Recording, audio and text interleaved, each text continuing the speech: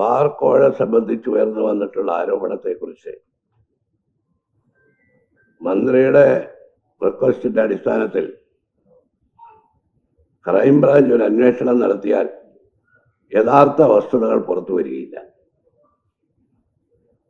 Bar ഉടമകളുടെ സംഘടനയ്ക്കകത്തുണ്ടായ തർക്കത്തിന്റെ പേരിലാണ് ഈ ശബ്ദ സന്ദേശം പുറത്തു വന്നത്.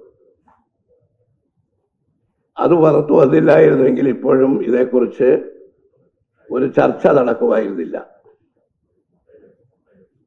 ഇത് എക്സൈസ് മന്ത്രി നേരിട്ട് ഒരു അപേക്ഷ പോലീസിന് നൽകിയത് തന്നെ ഈ ബാർ കോഴ കാര്യത്തിൽ ഒരു തീരുമാനമെടുക്കുന്നതിൽ വളരെയധികം സ്വാധീനം ചെലുത്തിയ ടൂറിസം മന്ത്രിയെ ഇതിൽ നിന്ന് രക്ഷിക്കാൻ വേണ്ടിയാണ്.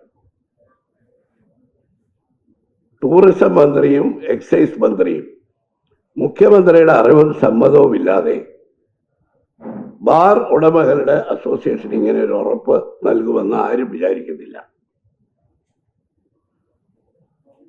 ബാർ നയത്തിൽ മാറ്റം വരുത്തുന്നതിനെ സംബന്ധിച്ച് ചർച്ച നടന്നപ്പോൾ ഡ്രൈ ഡേ ഒഴിവാക്കണം എന്ന് ആവശ്യപ്പെട്ടതും ബാറുകളുടെ സമയം 12 മണി വരെ ആക്കണമെന്ന് ആവശ്യപ്പെട്ടത് ടൂറിസം മന്ത്രിയാണ്. അതുകൊണ്ടാണ് വാസ്തവത്തിൽ മുഖ്യമന്ത്രിയുടെ അറിവും മുഖ്യമന്ത്രിയുടെ സമ്മതവും ഇല്ലാതെ ഇത്തരം ഒരു തീരുമാനം ബാർ ഉടമകളുടെ അസോസിയേഷന് നൽകാനിടയില്ല. അതിൻ്റെ ന്യായാന്യായതകളൊക്കെ അന്വേഷണത്തിൽ പുറത്തു വരട്ടെ. പക്ഷെ ഇതേക്കുറിച്ച് UDF ഇന്ന് കൂടിയ യോഗം ഞങ്ങൾ ആവശ്യപ്പെടുന്നത് ഒരു ജുഡീഷ്യൽ അന്വേഷണം വേണം. മന്ത്രിയുടെ റിക്വസ്റ്റിന്റെ അടിസ്ഥാനത്തിൽ മുഖ്യമന്ത്രിയുടെ കീഴിലുള്ള പോലീസ് ക്രൈംബ്രാഞ്ച് അന്വേഷിക്കുന്നത് നിഷ്പക്ഷമായ ഒരു അന്വേഷണമാവില്ല.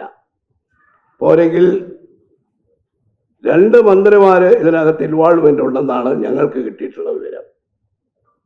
അതുകൊണ്ട് ഇതേക്കുറിച്ച് ഒരു ജുഡീഷ്യൽ അന്വേഷണം വേണമെന്ന് UDF ആവശ്യപ്പെടുകയാണ്.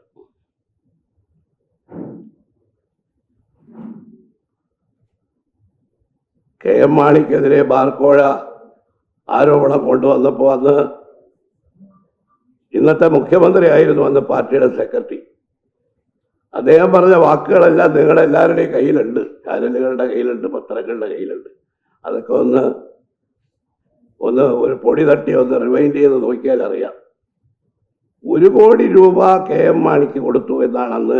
അതും ഇതുപോലെ വാസ്തവത്തിൽ പ്രതിപക്ഷ നേതാവ് പറഞ്ഞത് ശരിയാ, കാലം വന്ന് കണക്ക് ചോദിക്കും പോലെ തോന്നുന്നു എന്ന് പറഞ്ഞു. കാരണം അസോസിയേഷനകത്തുള്ള തർക്കം കൊണ്ടാണ് അതിനെതിരായ ആരോപണവുമായിട്ട് അസോസിയേഷനിലെ ഒരു നേതാവും രംഗത്ത് വരുന്നത്.